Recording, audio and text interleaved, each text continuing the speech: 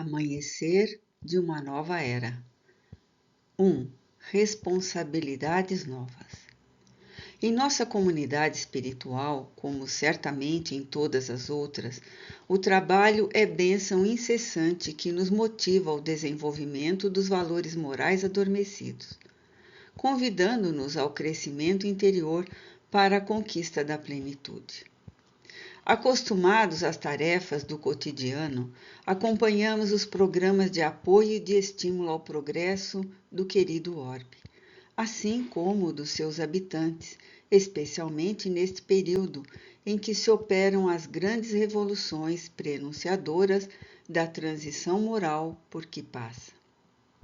Invariavelmente, às noites, terminadas as tarefas que nos competem, comparecemos às reuniões de estudos, às conferências e discussões sobre o desenvolvimento intelecto-moral, adquirindo conhecimentos para serem aplicados nas experiências evolutivas que nos dizem respeito, ou nos entregamos à meditação concernente à vida e a todas as fantásticas concessões da divindade.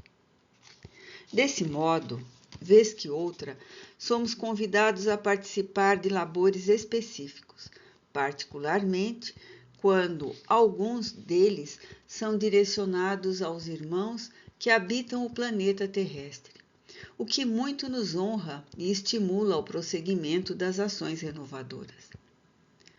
Numa dessas ocasiões em que os céus bordavam-se de arquipélagos estelares, dando-nos uma pequena dimensão da glória cósmica, encontrava-me no jardim do anfiteatro central da colônia, reflexionando a respeito da misericórdia do Pai Criador e observando os transeuntes igualmente fascinados com a maravilha da natureza, quando o dedicado servidor do Departamento de Comunicações veio ter comigo. Apresentava-se jubiloso, traindo as emoções que o visitavam naquele momento. Sempre gentil, tornara-se excelente servidor que se notabilizava pela fidelidade ao dever, sendo-me amigo afeiçoado. Enquanto estivera no corpo físico, vivenciara a grandeza da revelação espírita, havendo deixado, durante a sua trajetória, pegadas luminosas de amor e de caridade, na condição de médium eficiente e orientador sábio. Ao lado de outros seareiros da doutrina espírita, na primeira metade do século passado, realizara um ministério digno que prossegue até esses dias, dele recebendo carinhosa assistência espiritual. Possuidor de créditos inestimáveis, sempre me enriquecia nas conversações que mantínhamos, quando possível, elucidando-me algumas questões que aguardavam esclarecimentos. Naquela oportunidade, trazia-me um convite do generoso mentor da área de comunicações para participar de uma equipe que deveria permanecer no mundo físico por um expressivo período, contribuindo com os guias espirituais em favor de todos aqueles que se encontram afeiçoados ao bem e que trabalham pelo progresso da humanidade. O querido Hildebrando explicou-me que o rude adversário do cristianismo, que se mantinha em região infeliz, formando equipes de perseguidores aos novos cristãos, os espíritas, preparavam-se para uma investida perversa contra venerando a instituição do espiritismo, em tentativa de desforço por haver sido desvelado na farsa a que se submetera. Nota, veja o capítulo 20, o enfrentamento com a treva do nosso livro Transição Planetária. Nota do autor espiritual. De imediato, recordei-me do fato de que participara com os nobres amigos do trabalho mediúnico e senti-me espicaçado na curiosidade, interrogando. Trata-se de alguma invasão de consequências perversas para os obreiros de Jesus? Sem dúvida, respondeu-me, de maneira grave. Como o amigo Miranda não ignora, o mal encontra-se enraizado no cerne do ser que o adota, como natural consequência da prepotência e da soberba, mantidas por demorado período. Não tendo como descarregar as energias mórbidas naqueles que crê serem seus inimigos, permanece com a ideia fixa no desforço até quando a oportunidade se lhe apresenta. Ademais, outros mistérios estão programados, além do atendimento ao atormentado rabino do passado e aos seus comparsas. E adindo mais algumas informações, prosseguiu. Os companheiros reencarnados ouvidam, não poucas vezes, que os dois mundos, o físico e o espiritual, interpenetram-se, não havendo fronteiras definidoras, o que permite um intercâmbio constante entre os seus habitantes. Anestesiados na matéria, embora divertidos quanto à necessidade da vigilância, facilmente deixam-se empolgar por atitudes agressivas e pelos métodos de comportamento mundano, totalmente diverso daquele que deveriam vivenciar, assim facultando a vinculação psíquica com os mais infelizes, cedendo passo à sua interferência em conúbios lamentáveis obsessivos. Ótimos teóricos e observadores do que se passa à volta quando se trata de questões que lhes ferem diretamente os interesses, deixam-se arrastar pelo ressentimento, pela ira que se transforma em cólera e os intoxica, tornando-se de fácil manejo por aqueles os quais deveriam oferecer resistência pelas ações dignificadoras. O orgulho, esse filho espúrio do egoísmo, é o grande adversário dos seres humanos, que se consideram especiais, sempre credores de respeito e de consideração, embora não os ofereçam na mesma medida àqueles que tomam como perseguidores. Insensatos e imaturos criam situações de difícil solução, apenas pela maneira de tratar as questões que deveriam ser solucionadas pelo entendimento fraterno e pela amizade real. Portadores de uma sensibilidade mórbida, guardam ressentimentos e deblateram incessantemente quando contrariados, abrindo campos vibratórios à interferência de mentes espirituais viciadas, perturbadoras e zombeteiras, que se lhe vinculam, assumindo posturas infelizes em relação ao seu próximo, a quem deveriam amar e compreender, desse modo, comprometendo o trabalho do grupo no qual se encontram. Não poucas instituições nobres, portadoras de objetivos elevados na construção do mundo melhor, esfalecem-se em razão desse comércio inditoso com os espíritos ociosos e vingativos, pondo a perder todo o esforço conjunto dos abnegados mentores e dos dedicados missionários de que se utilizam. Enquanto não haja uma consciência responsável no trabalhador do Evangelho que supere o egoísmo e a necessidade de projeção da imagem, a batalha gigantesca prosseguirá.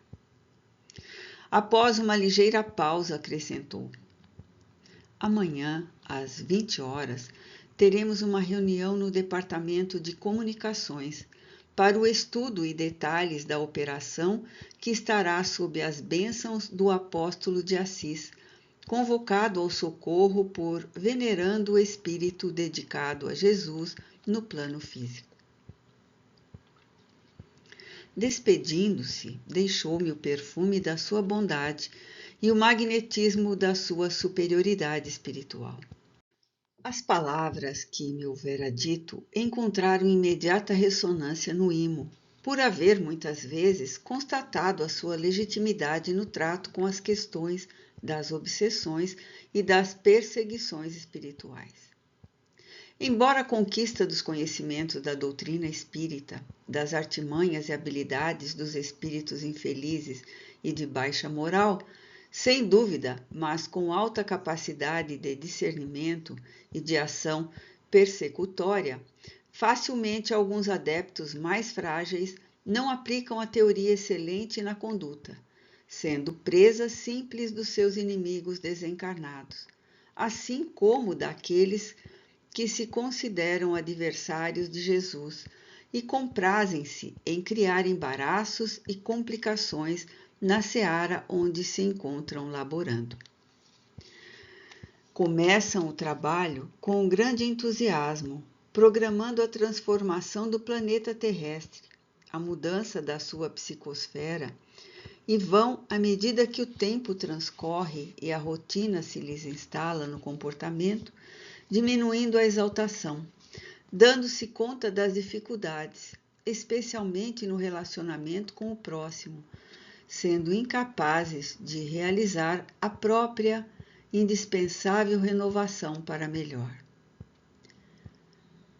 Meditassem mais nas preciosas lições do Mestre Jesus, sempre convidando-nos à vigilância e à oração, assim como nas orientações seguras de Allan Kardec, exaradas na codificação, bem como nos conteúdos das comunicações mediúnicas, considerando-as não somente belas, mas sobretudo portadoras de ensinamentos graves, merecedores da mais alta consideração, e certamente resistiriam com mais vigor a situações perturbadoras.